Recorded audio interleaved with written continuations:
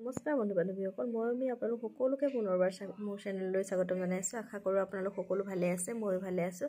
আজি মই আপোনালোকক দেখাওঁ বুলি ভাবিছোঁ মই পোৱা এযোৰ মেচিং কাপোৰ কেনেকুৱা লাগিছে জনাব। এখন মেখেলাখন হয়, এইটো কেৰৰ ডিজাইনটো ঘাই বুলি কয় হ'বলা, ঘাই নেকি? ঘাই, কেৰৰ নহয়, কেৰৰটো বুকুত দিয়াটোহে কয়। আৰু এইখন মেখেলাখনৰ ছোৱালী বস্তু পৰা মানে উপায় নাইকিয়া মোৰ।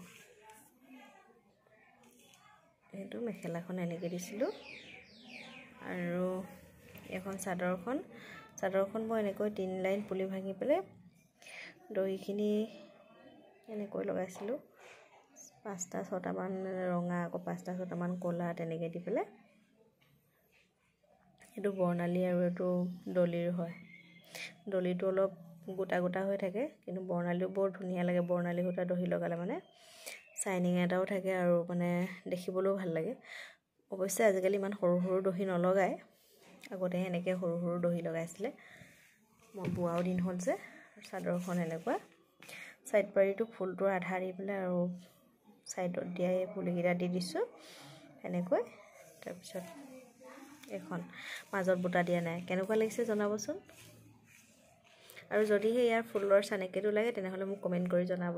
ধন্যবাদ।